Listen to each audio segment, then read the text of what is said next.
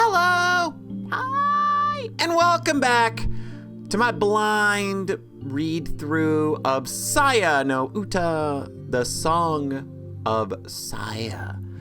The last time we were together, oh boy, some decisions were being made that I'm not sure are going to lead to very positive outcomes. I am currently in a very, very deep state of worry for our good pal, Yo.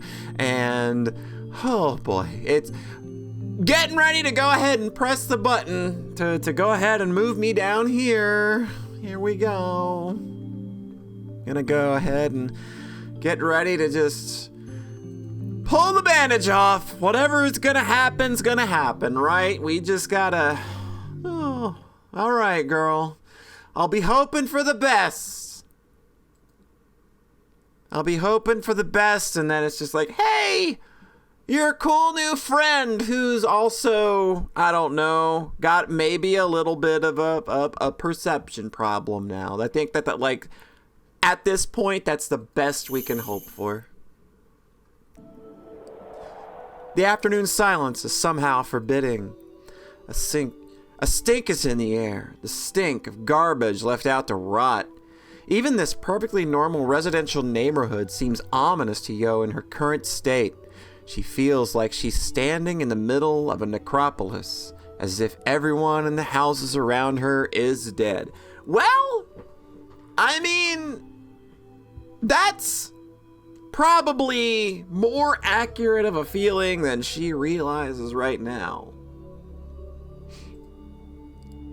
Yo pushes her fear aside and presses the buzzer on the Sakisaka house's front gate.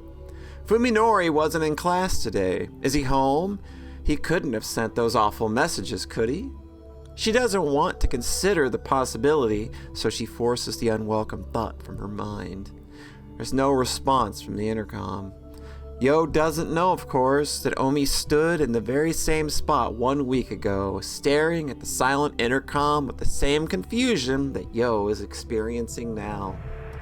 She, however, is not forced to wait as Omi was. The phone in her pocket rings, catching her off guard. Oh, this is all kinds of creepy.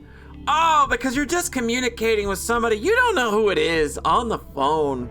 Like, I hadn't even played this game when I was writing my parts of her lullaby, and even I knew it was like, you know, if you got a phone in a horrific environment and you're being, you know, texted by somebody and you don't know who it is, that's creepy as shit. And that's like the entire vibe that I've got right now, despite the fact that I know who's behind this. It's all terrible. It's all absolutely terrible. Oh, Lord. It's another text message from Omi's phone. Come in. The door is open. Yo looks around quickly, a shiver running through her as she realizes that she's being watched.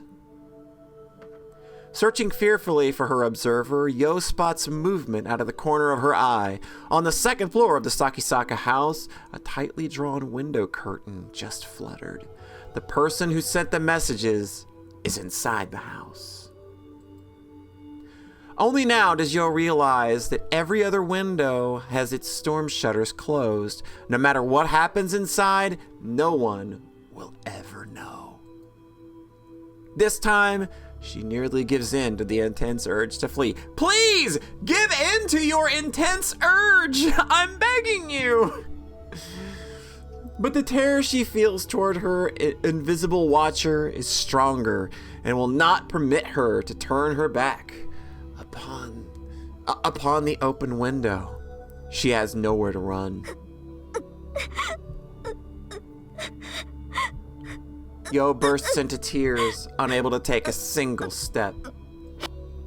The phone in her hand rings again, demanding she enter. She steps through the gate. I kind of feel like maybe you'd have a little more tact, maybe be a little nicer, Saya. I mean, I feel like if you're luring her here as another experiment in trying to give Fuminori another friend, which I think creates all sorts of new complications that could go absolutely tits up in all the wrong ways. I feel like you could be a lot nicer about it, but I'm also wondering if maybe she's just bringing her here to fucking offer and just be like, all right, this bitch is done because she is a girl that could possibly, grab Fuminori's attention. And then that is sort of the issue where it's just like, okay, if she's inviting her here to be a friend, at some point, she's obviously going to get jealous because they would obviously be perceived as being closer. So yeah, that's me stopping the game and giving my dumb thoughts. Everybody loves that, right? When she enters the house, an overwhelming stench assaults her nostrils. The house is dark, even though it is in the middle of the day. Fuminori must be out, as his shoes are not in the vestibule. However, Yo catches sight of a different pair stuffed behind the shoe cupboard. They look familiar, so she pulls them out of the shadows for a closer look. As soon as she recognizes them, her mind tries desperately to deny reality. They are identical to Omi's favorite shoes. Yo has seen her wearing them many times before, but that doesn't mean Omi is here. She tells herself they might belong to someone else, someone who bought the same shoes from the same store. There's no way Omi could be here. Is there? In a sudden flash of clarity, Yo presses the most frequently used speed dial button on the phone, still in her tightly clenched fist. The phone dials Omi's number. It takes only a second for the signal to reach the nearest relay station, and then... Oh, yeah, here we go. I'm getting legit creeped out. I can't believe it. Like, I know that, like, this is what's gonna happen. This is an inevitability, but I'm still, like, legit fucking creeped out for some reason. Now, a familiar ringtone echoes through the house, the unmistakable sound of Omi's phone. It's coming from the second floor. Someone must still be up there in the room with the moving curtains. Omi's phone rings for just a few moments, and then it stops as whoever is holding it realizes Yo's intentions. For the first time, Yo feels a definite presence of her formless guide. 誰ですか? She gathers her courage and calls into the house, but there is no response. Whoever it is must not want to be seen. Swallowing hard, Yo walks down the hallway to the staircase. Maybe it's Omi. Maybe it's Fuminori. Surely it's just the two of them playing a prank on her. Koji might even be in on it with them. Yo's mind fills with comforting images of her friends. She needs to believe that there's still hope. Otherwise, she could not take another step. オミちゃんだよね。咲坂くんだよね。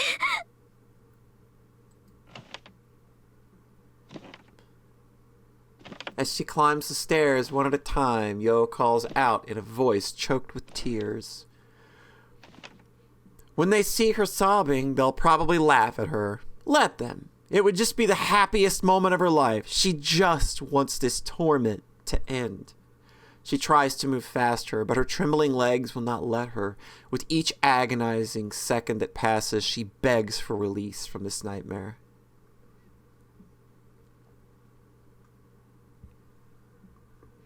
I'm liking this top she's got on, by the way. Sorry, we've never kind of got a good look here. I really like, she's got good fashion sense, at least. After climbing for what seems like an eternity, Yo finds herself standing in the second floor hallway. No sound greets her. There is only the gloom brimming with silent malice. オミちゃん。オミちゃん。 She shuffles forward, calling out in a weak voice. 出てきてよ。お願いだよ。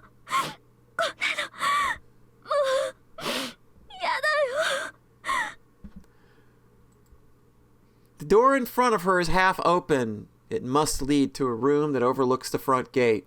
Yo watches helplessly from the corner from the corner of her mind as her body, seeming to move of its own volition, slowly opens the door. Hold my breath. Hold my breath.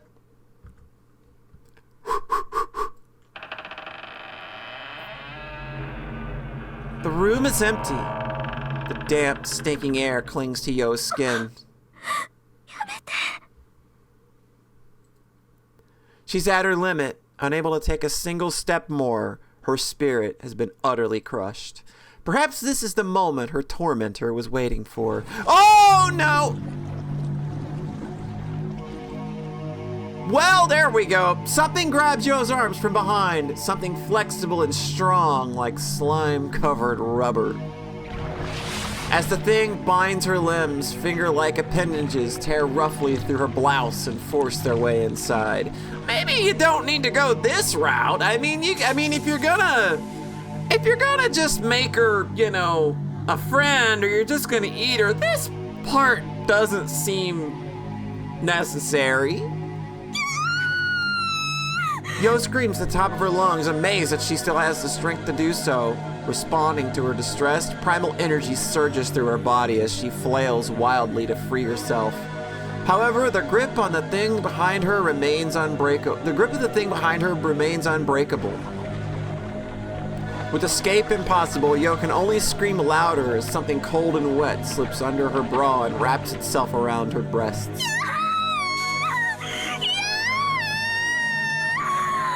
She is helpless to resist as the invader squeezes her breasts and sucks at her nipples, which have gone stiff with fear under the horrifying onslaught. Her ears are filled with the sound of something slimy sliding over her skin. As the loathsome assault on her breast continues, the unimaginable terror threatens to drive Yo utterly mad. Her throat is already raw from screaming, and now she can't even breathe as she struggles desperately against her attacker. Suddenly, the thing releases the grip on her breast and pulls out from under her bra. Yo falls to the floor, unable to support herself on her unresponsive legs. The creature that grabbed her is still here, lurking in the dark corner of the room. She can feel it watching her, but can't bring herself to turn around. She knows full well that seeing it will likely destroy the last vestiges of her sanity. From close by comes the beep of buttons being pressed. Yo hears a cheerful electronic sound, terribly out of place in this room, and sees the phone in her hand blink coldly. A new text message has arrived. She is powerless to stop herself from reading the characters on the screen. You're pretty, and your breasts are so big and soft. I bet they're good for attracting males.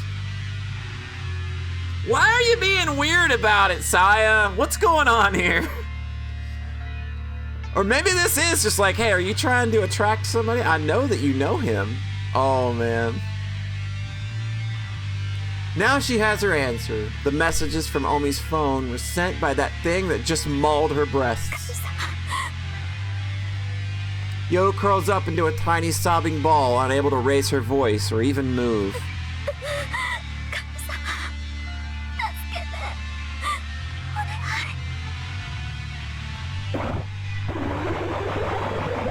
The creature makes a burbling sound. Yo somehow understands that it is laughing at her. Oh no, that's weak. Oh jeez. Oh, this is all bad. Oh, it's all bad. How did you know about? Oh nice, she fucking read the phone.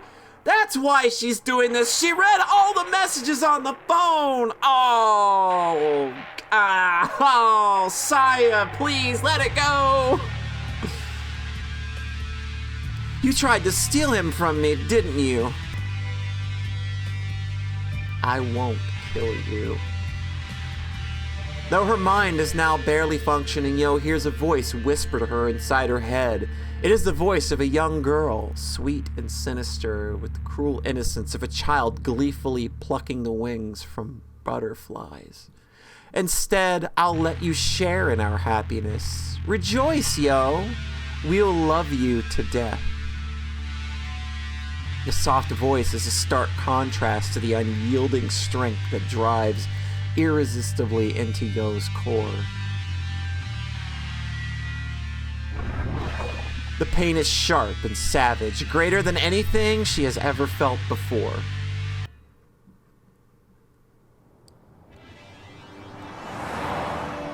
It has begun to snow by the time they pass Utsunomiya on the Toku motorway. 下が雪道になってなきゃいいな。 I hope the roads aren't snowed out, Koji says. In the passenger seat, Fuminori is gazing out the frosted window in silence. He's been in this trance-like state for almost an hour now. Taking advantage of his inattention, Koji stares unabashedly at Fuminori in the corner of his eye. He still doesn't understand the danger signals that he's been getting from him. Fuminori has stopped avoiding Koji, and he's even looking him in the eye when he talks. So why does he seem even more distant now than he did when he was trying to push his friends away? Fuminori's posture is noticeably relaxed, but his gaze never wavers, not even for a moment. It's as though he is focused on a clearly defined future that he has chosen to bring about, one that has no place for the needs or wants of others. Right now, Fuminori is complete. Koji cannot help but feel that beneath his bland exterior is a core of solid steel no one can touch. Well, we had to break this ice at some point, didn't we? About Omi, Koji says suddenly, trying to gauge Fuminori's reaction.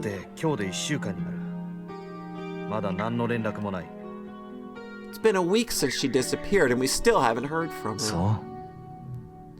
Oh, Fuminori replies curtly, still staring into the distance. 心配だね。どうしたんだろう。 That's not good. I wonder what happened to her. Fuminori's tone is completely emotionless. Koji might as well have asked him about the weather or the condition of the mountain roads near their destination. お前何か思い当たる節はないか? いや、全然。 Not a clue, Fuminori answers, in exactly the same tone that he used when Koji first questioned him following Omi's まる disappearance. で気にかけてないみたいだな。 Koji's eyes narrow. It's like you don't give a damn. そんなことないさ。 Oh, come on, let's be honest. That's not true, Fuminori. Finally, Fuminori shows some emotion. He sounds hurt, like he can't believe Koji could think such a 彼 thing. 女、僕の家に来る途中でいなくなったんだろう。 She disappeared on the way to my place, didn't she? Of course I'm worried. Sudden frustration wells up inside Koji. If possible, he'd like nothing more than to beat the secrets out of Fuminori's head. Koji is worried sick about Omi. To have his concern brushed off so coldly would be unbearable coming from a complete stranger. But from Fuminori, who was his best friend, Fuminori never used to be this callous. Even if Koji tried to interrogate him, he'd probably never find out what changed him so. If Fuminori were still just hiding inside the shell he'd erected around himself after the accident, Koji might have been able to get some answers out of him. With this sly, evasive Fuminori, however, there's nothing Koji can do. Fuminori will never reveal his true intentions, not to anyone. All that's left, then, is for Koji to discover the truth on his own. I still don't know how he's gonna do that. Like, he's sitting right next to the truth, obviously, but and he's got like one lead with Dr. Tombo, but like, I don't know. He's just so like, this is such an otherworldly situation that I don't know how he, you know, gets some hooks into this to kind of pull it back under control. 近江はな、筑波のことでお前に話があったんだ。Fuminori smiles bitterly at the mention of Tsukuba's name, perhaps feeling sympathy for her pain. To Koji, however, it seems like pity, the sort one directs at an ant or a worm. 筑波さんか。参ったね。まあ、あんなことがあった後だからさ。最近声がかけづらくて。 It's gonna be even harder to talk to her after about what just happened right about, 5-10 minutes ago. Unbelievable. If Fuminori's feelings for Yo were really this cold, then he would have rejected her when she first confessed to him, but he didn't. Or at least the Fuminori before the accident didn't. Once again, Koji can't help but wonder if this man who looks like his friend is really a different person who only possesses the memories of Sakisaka Fuminori. The snow has stopped falling when they get off the West Nastu Flats interchange. The area must already be getting a lot of snow, however, as the nearby mountains are covered in white beneath the trees. By the time they turn off the highway and enter the mountains, road conditions are already bad enough for Koji to regret having forgotten the tire chains. Nevertheless, he continues to power his Accord up the precarious slopes, with only a road map to guide him. In places like this, an address isn't enough to pinpoint a location. His only choice is to drive down every road, including private roads that aren't even on the map, while searching for something that matches the photograph. 本当にこんな場所に別荘なんてあるのか。人目につかないところだからこそ、大貝教授は気に入ったはずなんだ。The more he hears about Ogai, the less Koji wants to meet him. Fuminori is the one who spots the narrow road half hidden in the trees. It's practically an animal trail, overgrown with weeds that are tall and strong enough to withstand the weight of the snow. これ本当に道か。 Koji stops the car and sticks his head out the window to stare into the dark forest, but he can't see where the path leads through the tightly packed trees. 写真だとどう見える？ Oh, he can probably see it because it doesn't look like trees hiding things. It looks like guts just kind of spiraling into the place he wants to go. Fuminori hands Koji the photo, which he compares to the mountain ridges visible beyond the なる trees. ほどな。アングルは間違いない。行ってみよう。 Fuminori's tone is as flat as always, but there is a quiet intensity to his voice that leaves no room for argument. Although Koji is worried that his car's suspension won't be able to handle the terrain, there's no turning back now. He shifts into second and starts down the frozen road. The sun sets early at high altitudes. As the car creeps up the mountain path, Koji catches glimpses through the trees and the gradually darkening sky.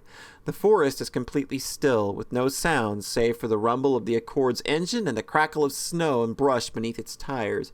Fuminori is once again staring silently through the front window. In the ominous silence, Koji feels the same faint chill that he felt when standing before Ogai's suburban home. It feels wrong, as though he is traveling deeper and deeper into a world not his own. Boy, if you only knew. After some time, a blocky shape suddenly appears amid the trees, standing out against the twilight sky.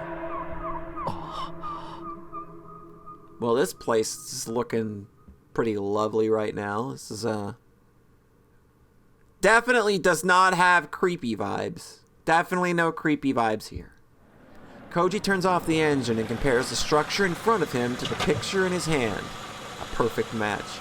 Before he can tell Fuminori, however, his silent friend is already out of the car. What?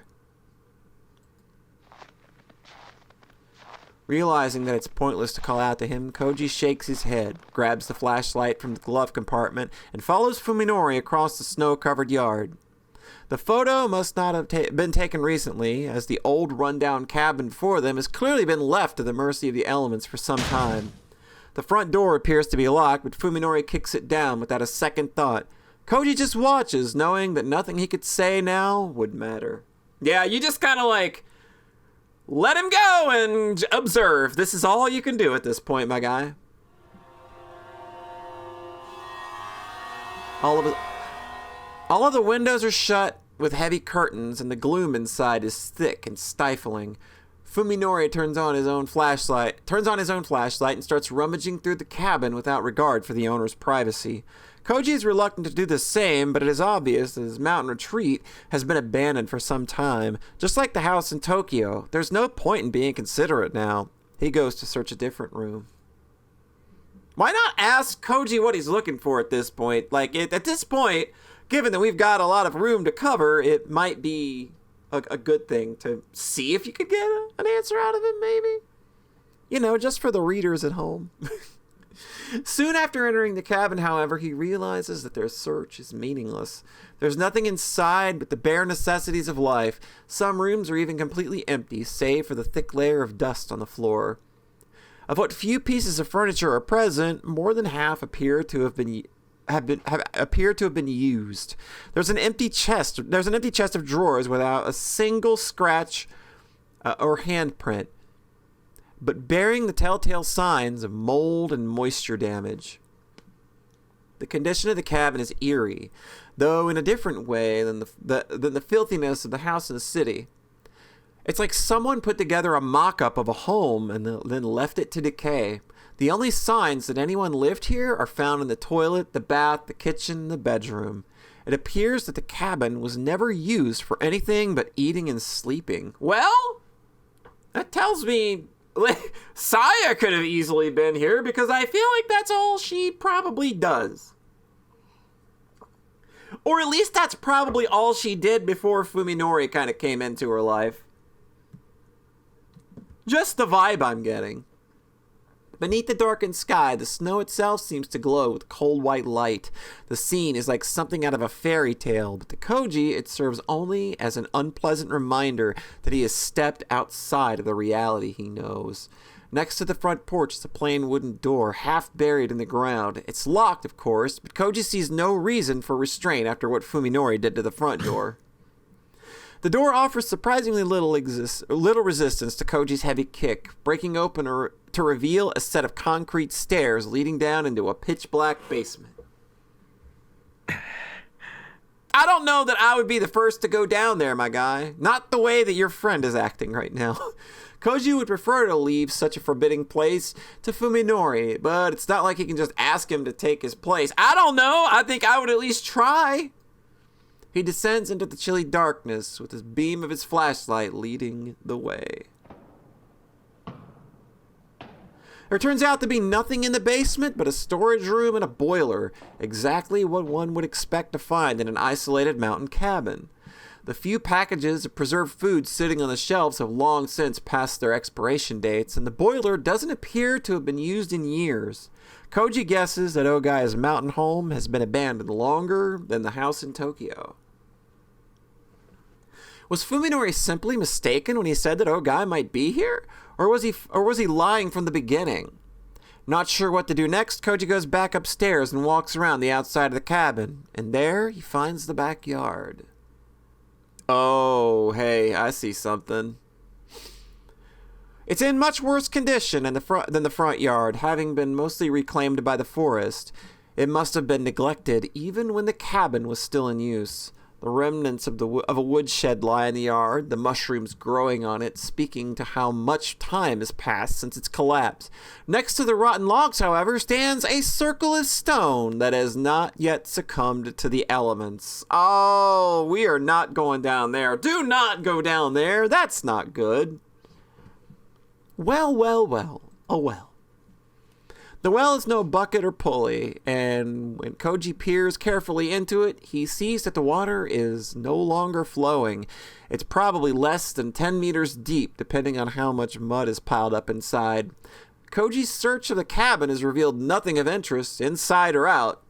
Leaning against the edge of the well, Koji wonders why Ogai bought this remote home deep in the mountains and what he was doing here. As far as Koji can tell, there's no sign that more than one person ever stayed here. 人目につかないところだからこそ。 Yeah, that's a good point. Fuminori's words play back in Koji's head. Could this have been some sort of secret refuge? A place to remain hidden from the world? That would explain why there's nothing to suggest that whoever lived here did anything more than eat and sleep. Koji suddenly remembers the doctor he met yesterday at T University. Maybe she'd know something. He takes out his phone and calls up the newly stored number. There's barely a signal, but it manages to get through. All right. What can she tell us? Oh no!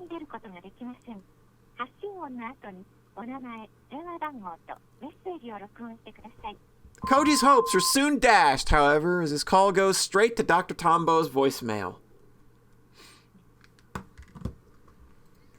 He considers calling back later, but realizes it would be hard to talk to her with Fuminori around. Fuminori would not at all be pleased to learn that Koji and Yo went to see his doctor. Koji decides that he'd better tell the doctor what he can while he's still alone. どうも、殿浩二です。昨日はお世話になりました。 Koji leaves a clear and concise message explaining that he went with Fuminori to Ogai's mountain retreat, giving the address and asking for confirmation that the property belongs to Ogai. 東京に戻ったらまたこちらから連絡します。では。 After hanging up, Koji thinks back to their visit to the hospital. Is Dr. Tombo actually investigating like she said she would? Her reluctance to speak of Dr. Ogai is weighing on his mind. He talked to Yo about it on the way home, but they were unable to decide whether the doctor could really be trusted. Speaking of which, how is Yo doing? Koji hadn't seen her today. He didn't say a word to her about her trip to he didn't say a word to her about his trip to Tochigi, so she might be worried, especially so soon after Omi's appearance. Thinking to check up on her, Koji dials Yo's number and is surprised when it rings longer than it usually does. Did she forget her phone somewhere? Just as he's about to give up, the call connects. The first thing Koji hears is a strange sound. It's not signal interference, but some kind of wet, distorted noise, like the voiceless groans or perhaps sobs of someone far away. No, that's exactly what they are. The person on the other side is crying. つくばなのか。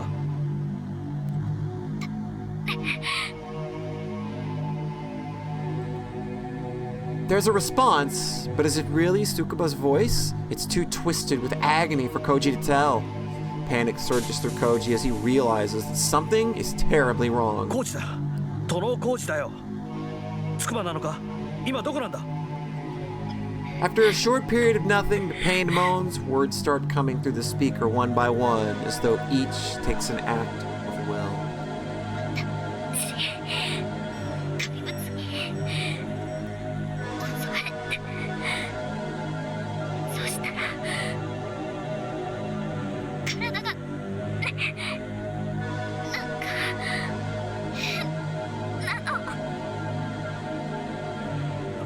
What? 何があった。 Oh, おいつくば、大丈夫か。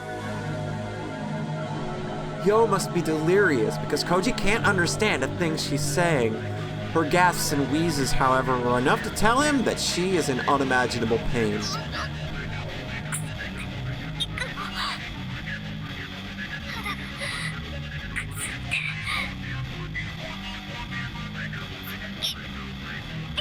Oh, dude! What did you do, Saya? Oh my god! She's not making any sense. Koji feels despair, sees his heart in an iron grip. What is happening to Yo now, 100 kilometers away? Only her voice gives any kind of hint of what she's going through. There's nothing he can do for her.